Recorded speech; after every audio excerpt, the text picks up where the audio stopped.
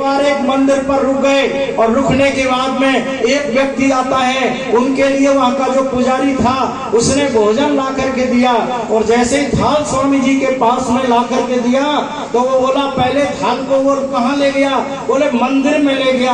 बोले मंदिर में ले करके जब लौटा करके आया तो उसे शिव जी के लिए कराने ले गया।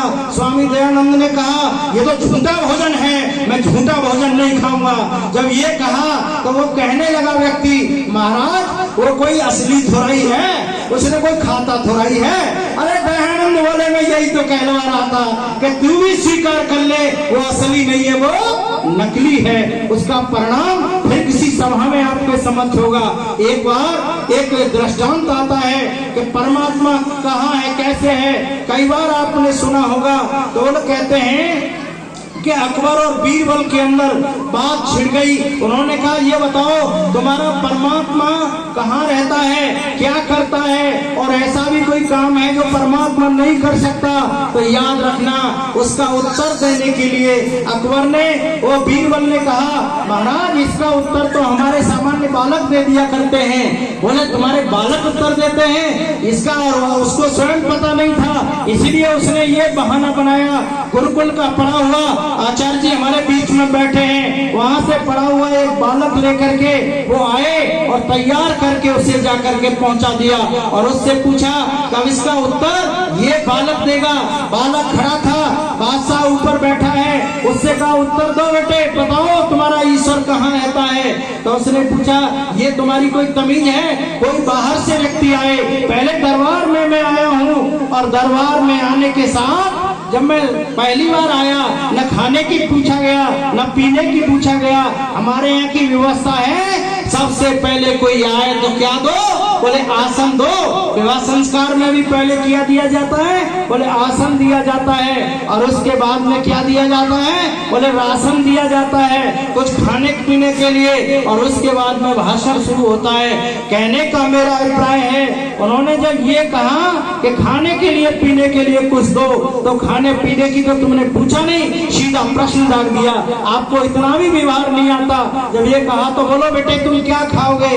बादशाह झेंकते हुए बोले मैं दूध पीना चाहता हूँ। उसके लिए दूध लाया गया, अब दूध उसके हाथ में दे दिया गया। बार बार दूध को वो कुरेदने लगा, पी नहीं रहा है। अब थोड़ी देर हो गई, बादशाह ने कहा तुम देख क्या रहे हो दूध में बार बार इतनी देर से? हमारे प्रश्न का उत्तर कब दोगे? अभी तो तुम दूध ही कुरेद रहे हो। उसने बच्चे ने कहा बोले शहंशाह मैं ये देख रहा हूँ इसमें मक्खन कहाँ है, घी कहाँ है, उसे देख रहा हूँ इसके अंदर। बताते हैं तो एकदम बादशाह कहने लगा कि है जरूर वो, लेकिन ऐसे थोड़ा ही निकलेगा कि है इसके अंदर। बोले है, लेकिन वो निकालने के लिए उसकी पूरी प्रक्रिया अपनानी पड़ेगी। योग आपके जो कार्यक्रम में अष्टांग योग की ओर चलना होगा। बस उसने बताया पहले इसके लिए गर्म करने के बाद में जमाना होगा, फिर उसके बाद मथना होगा। ये सारी जो प्रक्रिया है इसका संस्कार करने होंगे, तब इसमें मक्खन निकलेगा। उसने कहा तुम्हारे पहले प्रश्न का उत्तर मिल गया। परमपिता परमात्मा भी इसी तरह के सर्वत्र फैला है, लेकिन उसको बिना योग के, बिना उसके सानिध्य में उसकी मथनी चलाए योग की, तब तक उसको नहीं जाना जा सकता। उसने चलो एक प्रश्न का उत्तर हो गया, दूसरे प्रश्न का उत्तर बताओ तुम्हारा ईश्वर करता क्या है? तो उसने बच्चे ने पूछा कि चल ये तो बताओ तुम मुझे गुरु बनकर पूछ रहे हो कि शिष्य बनकर पूछ रहे हो? अब उसने पूछा कि गुरु बनकर, मैंने कह दिया मैं गुरु बनकर पूछ रहा हूँ। तो इसने प्रश्न कर दिया गुरुजी पहले तुम ही बता दो, तो मुझे तो पता नहीं, इसलिए उसने कहा मैं तो शिष्य बन करके पूछ रहा हूँ। अच्छा शिष्य बन करके पूछ रहे हो तो ये कौन सी तमीज है कि शिष्य नीचे खड़ा है और गुरु नीचे खड़ा है और शिष्य ऊपर बैठा है? ये कहाँ की तमीज हो गई? एकदम से बादशाह झेप पर नीचे उतरा और उस बच्चे को उठा करके ऊपर बैठा दिया कि अब बताओ कि तुम्हारा परमात्मा क्या करता है? बोले तुम्हारे दूसरे प्रश्न का उत्तर हो गया। परमात्मा यही करता है, निकम्मों को पाखंडियों को नीचे करता है और अच्छों को ऊपर करता है। बस यही तो काम है। अब हमारे कह रहे थे ना कि महाशय जी जो नीचे बैठे, महाशय जी तो बहुत ऊंचा, मैं इस गांव में इनके दर्शन करता हूँ, बहुत श्रद्धावान हैं। और आइए, तो मैं ये कहना चाह रहा था, बोले ये दूसरा प्रश्न का उत्तर हो गया, बोले तीसरे प्रश्न का उत्तर है, तो बोले ऐसा भी कोई कार्य है जो परमपिता परमात्मा जिसे कर नहीं सकता।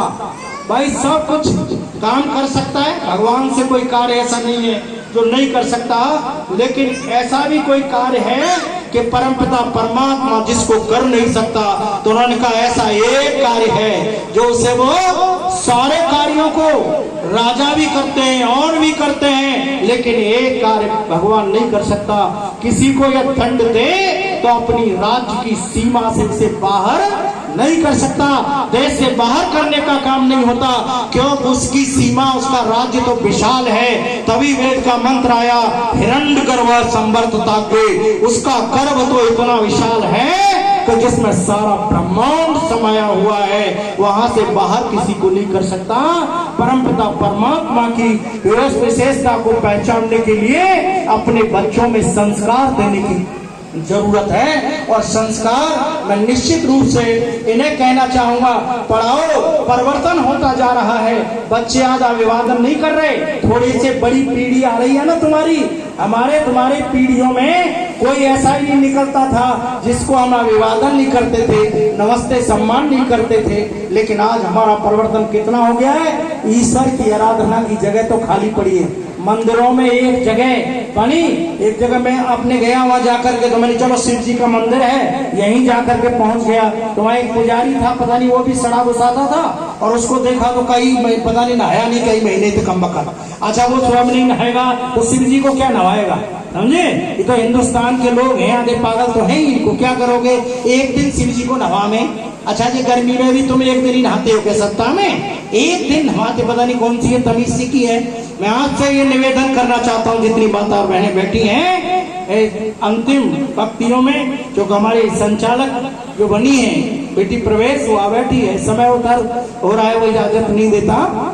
मैं आप सबसे निवेदन करूंगा, रात्रि की सभा में एक दिन हमारे कृष्ण देव जी कह रहे थे ना, मैं भी कह रहा हूँ, उस बात का समर्थन कर रहा हूँ विद्वानों का, एक रात्रि को क्या होगा, देवी जागरण ही होगा तुम्हारा, देवी जागरण, ठीक है ना कृष्ण देव जी? देवियों का जागरण रात्रि को चलेगा, तो ये मन समझ लेना पूरी रात तुमको जगाएंगे, लेकिन तुमको जगाने की बात होगी, एक रात्रि को ये कार्यक्रम रखेंगे ज्यादा से ज्यादा संख्या में, और आप लोग भी कन्वे करिए, जहां जहां जाओगे शाम को ना, सबसे कहना चलो बाहर से विद्वान आए हैं, हमें तो तुम कई बार सुन लोगे, कई बार मैं तो आता रहता हूँ यहाँ के कार्यक्रमों में, लेकिन ये विद्वान क्या रोज आएंगे बाहर से? इसीलिए मैं आप सभी से निवेदन करूंगा, इन विद्वानों की एक एक बात अपने जीवन का अंग बनाने का काम करो। मैं आप सभी को बहुत बहुत धन्यवाद देता हूँ। अब आगे का कार्यक्रम जो बेटी सच